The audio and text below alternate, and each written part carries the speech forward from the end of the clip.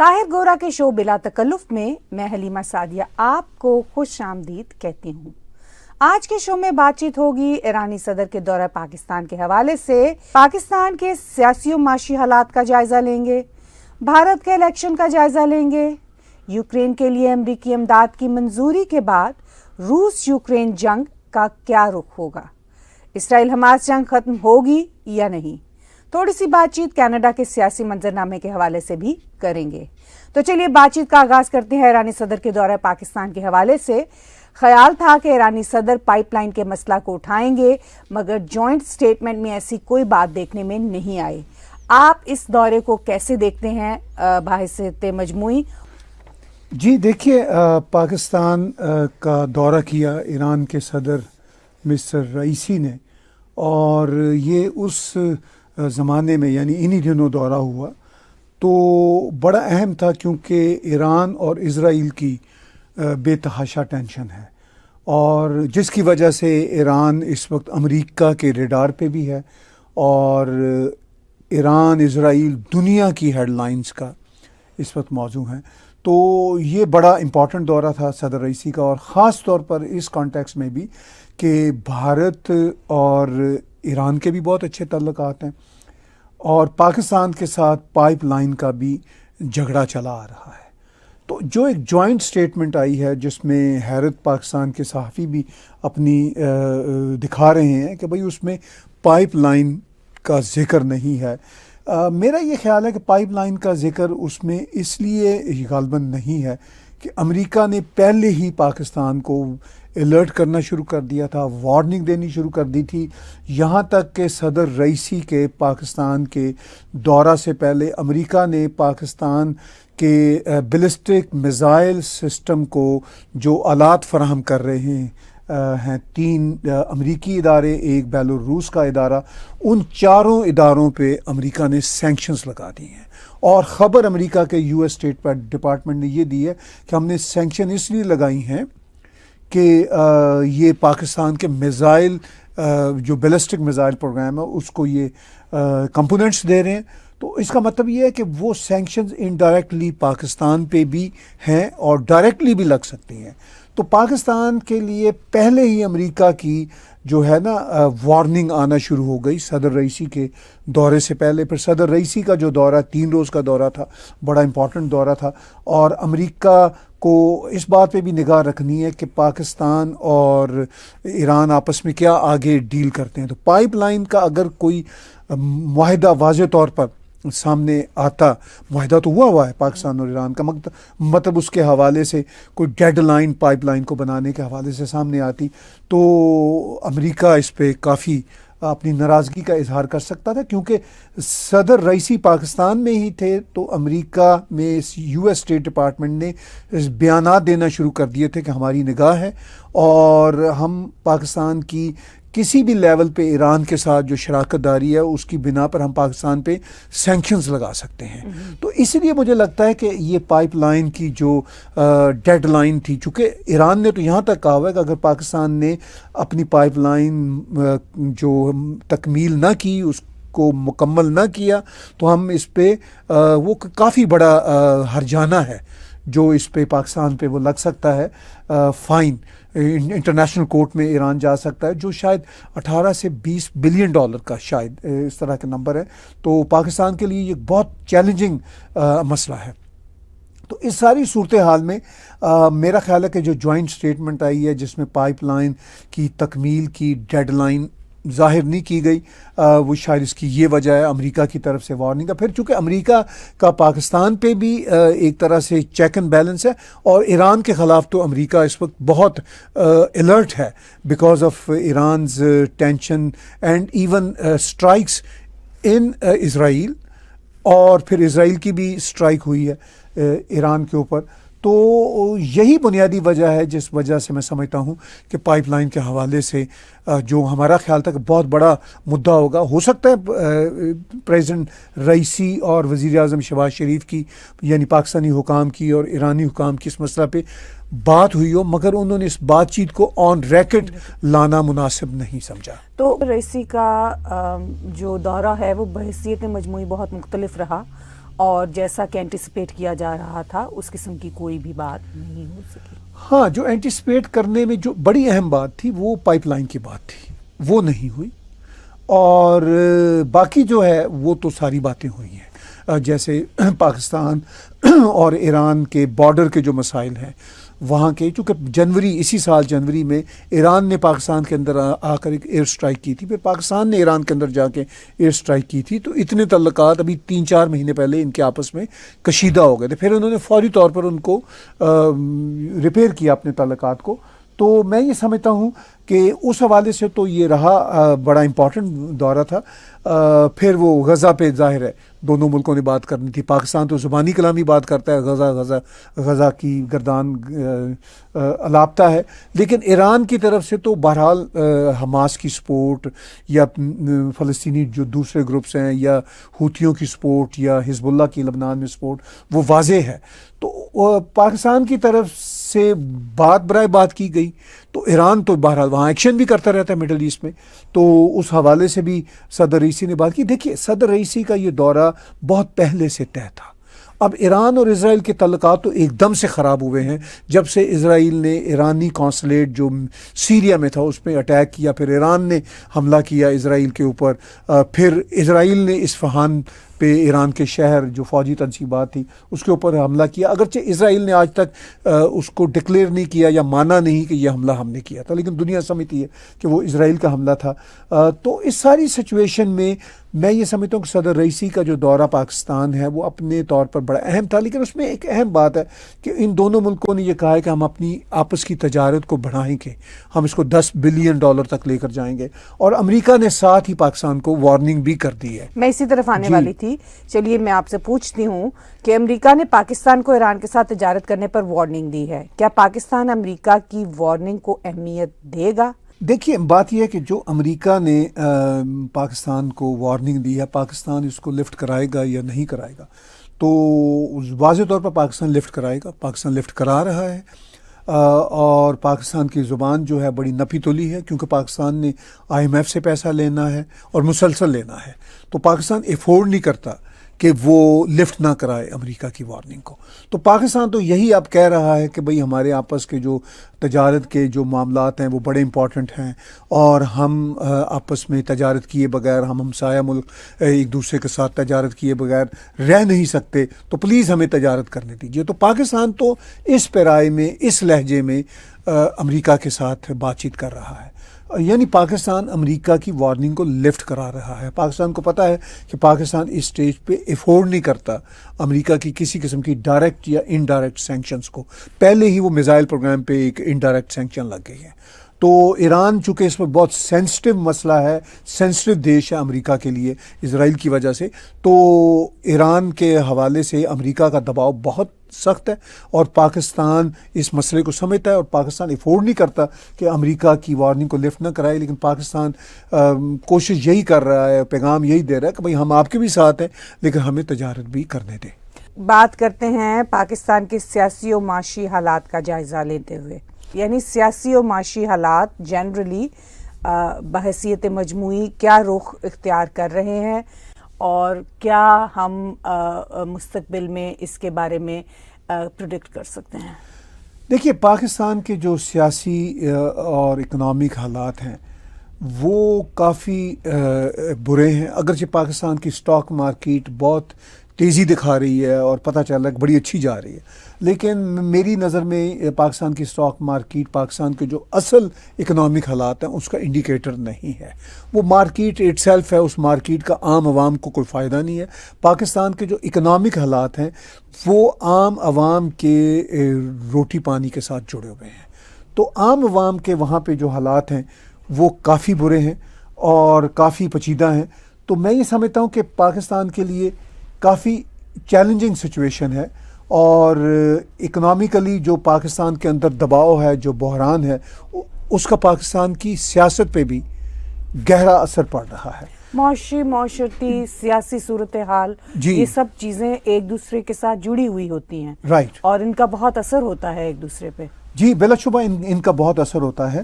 اور یہ جو حالات ہیں اس میں پاکستان کے اکنامک وہ بہت برے ہیں. جس کی وجہ سے پاکستان کے سیاسی حالات بھی بہت برے ہیں، کیونکہ بہت دباؤ ہے پاکستان کی موجودہ سرکار پر بھی. یہ سرکار اس سے پہلے بھی یعنی پرائم منسٹر شہباز شریف اس سے پہلے بھی پرائم منسٹر تھے، یہ انٹرم گورنمنٹ سے پہلے، تو تب بھی ان پر بہت دباؤ تھا. اور پاکستان کے اندر سیاسی جو کھچڑی ہے وہ مسلسل پک رہی ہے. اور بھارت میں الیکشن کا عمل زوروں پر ہے. بھارت کی سیاسی فضا کو آپ کیسے دیکھتے ہیں؟ بہت بڑی چینج دیکھتے ہیں یا سٹیٹس کو دیکھتے ہیں، یا کیا آپ سمجھتے ہیں؟ دیکھیے، بھارت میں جو اس وقت الیکشن کا سیزن ہے، سیاسی حالات وہاں پہ آف کورس جب بھی الیکشن جس ملک میں بھی ہوں گے تو کافی وہاں پہ پولرائزیشن ہوگی، وہاں کا سیاسی منظرنامہ بہت چارجڈ ہوگا، گرما گرمی جی چل رہی، وہ ایک نیچرل ہوتا ہے. تو بھارت میں بھی بہت چارجڈ ہے، الیکشن چل رہا ہے. الیکشن وہاں پہ 19 اپریل کو شروع ہوا ہے اور جو اینڈ آف مئی تک چلے گا. تو ظاہر ہے یہ جو آلموسٹ 6 ہفتے کا عمل ہے یہ کافی ہنگامہ خیز ہوگا. اور ہنگامہ خیزی ابھی ہم دیکھ رہے ہیں، پرائم منسٹر نریندر مودی کی بھی دھواں دار تقریریں آ رہی ہیں، اپوزیشن کے لیڈرز کی بھی آ رہی ہیں. بی جے پی کی کوشش ہے کہ ان کی جو سیٹیں ہیں 370 کے قریب آئیں، اور ان کے الائنس کی جو کوششیں ہیں وہ یہ ہے کہ 400 پار کی وہ بات کر رہے ہیں. ظاہر ہے اپوزیشن اپنے ٹولز کھیل رہی ہے. تو انٹرنیشنل جو دباؤ ہے وہ بھی ہے، خاص طور پر انٹرنیشنل دباؤ پرائم منسٹر نریندر مودی کی سرکار پہ زیادہ ہے. لیکن لگتا یہی ہے کہ جو وہاں کا سیاسی منظرنامہ ہے، جو وہاں پہ الیکشن کی فضا ہے وہ اپنی جگہ پہ، لیکن پرائم منسٹر نریندر مودی اگلی بار پھر سرکار بنانے میں کامیاب ہو جائیں گے، لگتا یہی ہے. اور ظاہر ہے بھارت کی اپوزیشن بہت بڑی اپوزیشن ہے. 2600 بھارت کے اندر پولیٹیکل پارٹیاں ہیں، اور اکثریت جو ہے پارٹیوں کی وہ پرائم منسٹر نریندر مودی کہ یہ جو اقتدار کے سلسلے کو وہ چیلنج کر رہی ہیں. لیکن اس کا مطلب یہ ہے کہ پرائم منسٹر نریندر مودی اتنے مضبوط ہیں، ان کی بی جے پی اتنی مضبوط ہے کہ 2600 پارٹیاں مل کے بھی ان کو ابھی ہرانے کی پوزیشن میں دکھائی نہیں دیتی. لیکن ایسا نہیں ہے کہ ان پارٹیوں کی کوئی ویلیو نہیں ہے. بہت ساری اسٹیٹس میں کئی دوسری پارٹیوں کی حکومت ہے. انڈیا کا نظام، سیاست کا نظام ویسے بھی کافی پیچیدہ ہے، جس کو بہت سمپلی ڈسکرائب نہیں کیا جا سکتا. اور اس میں پھر یہ جو گرما گرمی اور اتنی ساری ڈائیورس سیاسی پارٹیوں کا ہونا اٹ سیلف بہت چیلنجنگ ہے شاید. جی، انڈیا بہت بڑا ملک ہے. پھر آپ نے صحیح کہا کہ وہ ڈائیورس سیاسی پارٹیاں ہیں، اور اسی وجہ سے انڈیا کی ڈیموکریسی کو mother of democracy in the world کہا جاتا ہے. آلموسٹ 970 ملین ایلیجیبل ووٹس ہیں، تو سب سے بڑی دنیا کی ڈیموکریسی ہے. اور اس کا بہت چرچا ہے دنیا بھر میں، کیونکہ الیکشن کا سما ہے. تو میں یہ سمجھتا ہوں کہ یہ جو انڈیا کے الیکشنز ہیں جو اس وقت چل رہے ہیں، جب یہ الیکشنز ختم ہوں گے، ریزلٹس جون کے فرسٹ ویک میں جب آئیں گے، تو لگتا یہی ہے کہ پرائم منسٹر نریندر مودی پھر ری الیکٹ ہوں گے، ان کی پارٹی ری الیکٹ ہوگی. تو پھر اس کے بعد بھی انڈیا میں جو سیاسی گرما گرمی ہے وہ چلتی رہے گی، کیونکہ اتنا بڑا دیش ہے، اتنی زیادہ پارٹیاں ہیں. لیکن بہرحال انڈیا کی بی جے پی کی سرکار نے جو 10 سال سے چلی آ رہی ہے، پرائم منسٹر نریندر مودی ہم سیلف جیسا کہ ری الیکٹ ہوتے نظر آ رہے ہیں، ری الیکٹ ہونے کے بعد وہ اپنی پالیسیز جاری رکھیں گے. اور پھر اگلے 5 سال ان کے لیے کافی چیلنجز ہوں گے ان ٹرمز آف ان کی ڈیلیورنس اور انکمبنسی. چونکہ 10 سے جب 15 سال کی ہوگی تو ان کے لیے اگلا الیکشن اور چیلنجنگ ہوگا. اس کے ساتھ ساتھ انڈیا کی گلوبل سچویشن اس وقت بہت ڈفرینٹ ہے، اٹس نیو انڈیا. سو اس کے ساتھ ساتھ یہ چیلنجز بھی اپنی جگہ پہ ہیں، اس کی اپنی ایک بات ہے. چلیے اس پر تو ہم گاہے بگاہے بات کرتے رہیں گے. اس وقت ہم آتے ہیں امریکہ کی طرف. تو صدر بائیڈن نے کہا ہے کہ یوکرین کو جلد امداد روانہ کر دی جائے. یوکرین کی نئی امریکی امداد ملنے کے بعد روس یوکرین جنگ کس طرف جائے گی؟ دیکھیے، وہ جسے کہتے ہیں نا کہ بڑی مشکل سے خدا خدا کر کے ان کو 61 بلین پرابیبلی US ڈالر کی امداد منظور ہوئی ہے. ریپبلکنز کے بہت سارے جو ممبرز تھے وہ اس کے حق میں نہیں تھے، لیکن الٹیمیٹلی یہ بل پاس ہو گیا اور اب ان کو پیسے ملیں گے. تو یہ کوئی پہلی امداد تو یوکرین کو امریکہ کی یا ویسٹرن ورلڈ کی ہے نہیں. اس سے پہلے بھی بلینز اینڈ بلینز ڈالر مل چکے ہیں. اب وہ جنگ میں کافی پیچھے جا رہے تھے، روس کا غلبہ جو ہے وہ حاوی ہوتا جا رہا تھا. تو اب میں تو یہی کہوں گا کہ یہ جو $61 بلین جب یہ ان کو ایندھن کے طور پر استعمال کریں گے، چونکہ ان کو پیسے تو اس میں سے کم ملنے ہیں، ان کو تو اسلحہ ہی ملنا ہے اس کا، تو جب یہ اسلحہ ملے گا تو وہ جو پیسہ ہے وہ ایندھن کی شکل میں ان کو ملے گا. جب یہ ایندھن اپنی توپوں سے اپنے میزائلوں کی صورت میں جب یہ خرچ کر دیں گے تو پھر اس کے بعد خطرہ یہ کہ پھر وہیں صورتحال آن کھڑی ہوگی جہاں پہ آج ہے. تو ہو سکتا ہے کہ یہ کچھ اپنے علاقے روس سے لینے میں کامیاب ہو جائیں. یہ پہلے بھی کامیاب ہو گئے تھے، پھر روس نے ان پہ قبضہ کر لیا.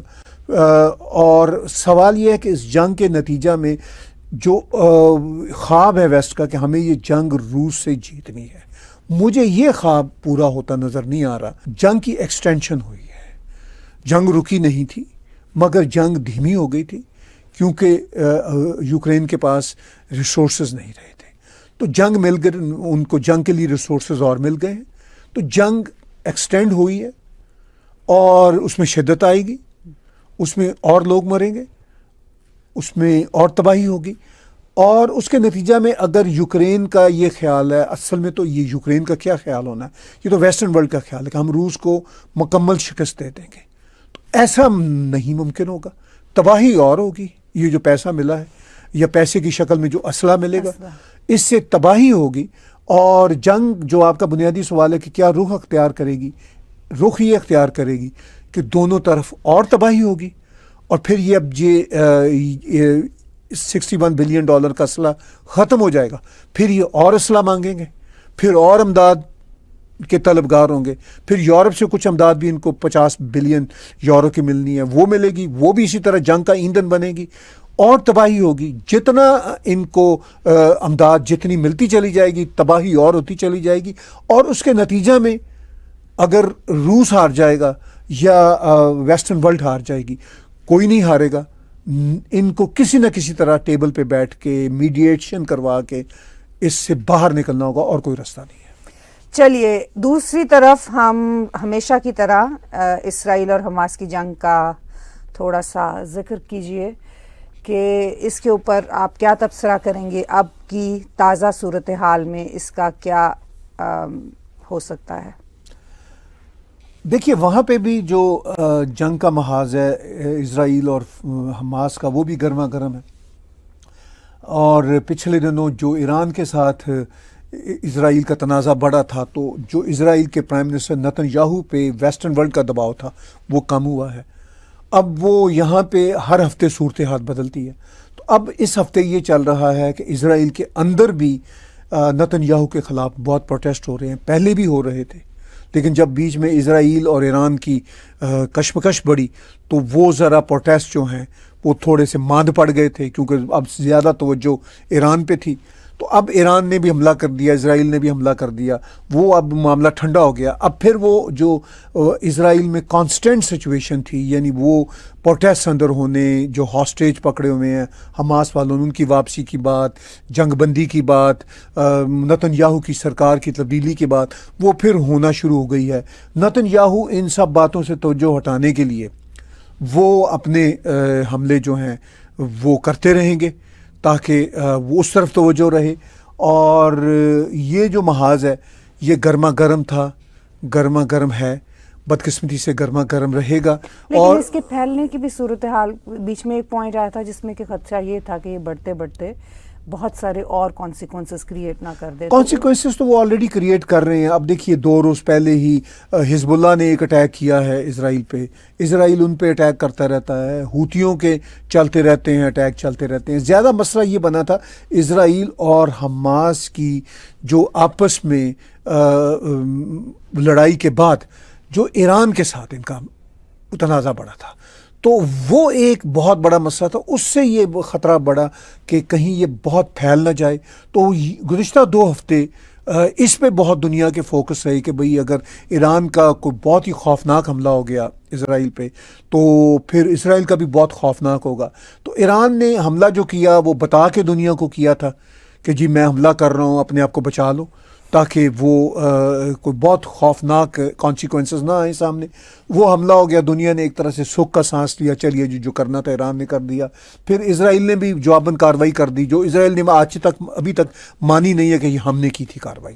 تو اس کا بھی مطلب یہ ہے کہ اسرائیل اگر یہ مان نہیں رہا تو اس مسئلے کو کول ڈاؤن کرنا چاہ رہا ہے. اگر اسرائیل منوانا چاہ رہا ہوتا کہ بھئی آپ ہمیں مانو کہ ہم نے یہ کیا، تو پھر اسرائیل اس کو کھل کھلا کے کہتا ہم نے کیا ہے. چلیے اب آخر میں ہم اپنے ہی ملک کینیڈا کی سیاست کا جائزہ لیتے ہیں. ناظرین کو بتائیے کہ کینیڈا کی سیاست میں آج کل کیا چل رہا ہے. دیکھیے اپیرنٹلی تو کینیڈا کی سیاست میں کچھ خاص گہما گہمی یا گرما گرمی نہیں ہے، کیونکہ کینیڈا کے الیکشن اگلے سال اکتوبر 2025 میں ہونے ہیں، اور کینیڈا کے الیکشن کو بہت زیادہ پولرائز فضا میں نہیں ہوتے. چھوٹا سا آبادی کے اعتبار سے ہمارا چھوٹا دیش ہے، 41 اب تو ملین ہو گئے. ابھی کوئی پچھلے سال تک تو 39 ملین تھے. ایک دم سے امیگریشن اور اسٹوڈنٹس کا انفلکس آیا تو 2 ملین اور بڑھ گئے ہیں. تو 41 ملین کی پاپولیشن کا ہم دیش ہیں، اور پارٹیاں یہاں پہ 3 بڑی ہیں، لبرل پارٹی، کنزرویٹو پارٹی اور NDP، اور ایک پارٹی اور بڑی ہے جو بلاک کیوبیکوز کے نام سے جانی جاتی ہے، جو صرف اور صرف کیوبیک کے پروونس میں ہے. تو بنیادی طور پر اگر ہم کیوبیک کے پروونس کو تھوڑا سا ایک طرف رکھ کے اگر ہم پورے کینیڈا کی بات کریں، اس میں کیوبیک بھی شامل ہے، تو کینیڈا کی سیاست میں اس وقت کوئی گہما گہمی نہیں ہے. ان مائی نالج کہیں پر بھی کوئی پروونشل الیکشن بھی امیجیٹلی کوئی نہیں ہو رہے 1 آدھ مہینے میں، جس کی وجہ سے اس پروونس میں بھی گہما گہمی ہو. تو کوئی ایسی بڑی بات نہیں ہے. صرف بجٹ پچھلے 2 ہفتے پہلے آیا تھا، تو اس بجٹ پہ یہ خطرہ ہوتا ہے کہ اگر بجٹ منظور نہ ہوتا یا نہ ہو، تو چونکہ یہ کولیشن سرکار ہے، لبرل سرکار، لبرل پارٹی اور NDP کی، تو یہ سرکار گر جاتی تو پھر الیکشن اناؤنس ہو جانے تھے، تو پھر گہما گہمی ہو جانی تھی. تو اس وقت چونکہ الیکشن ابھی کوئی آلموسٹ 1.5 سال بعد ہے، اگر کوئی اور پرابلم نہ آیا، پرائم منسٹر نے استعفیٰ نہ دے دیا یا کوئی اور ایشو نہ آیا، تو اگر سموتھ چلتے رہے، جس کا امکان ہے کسی طرح ہی چلتے رہیں گے، آپس میں کچھ سکینڈل، کوئی بیان بازیاں سامنے آتی رہیں گی، تو 1.5 سال کینیڈا کے لیے بہت لمبا عرصہ ہے. تو کینیڈا کی جو سیاسی گہما گہمی ہے، گرما گرمی ہے، وہ تو اگلے سال 2025 میں یہی اپریل مئی کے بعد شروع ہوگی. آپ کے بلا تکلف تبصرے کا بہت بہت شکریہ. آج کا بلا تکلف شو میرے اور طاہر اسلم گورا کے ساتھ دیکھنے کا بہت بہت شکریہ.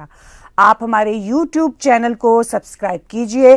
ہمارے اسی چینل پر موجود ڈونیٹ کے بٹن کو دبا کر آپ پیٹریان، پے پال یا کریڈٹ کارڈ کے ذریعے ڈونیٹ کر سکتے ہیں.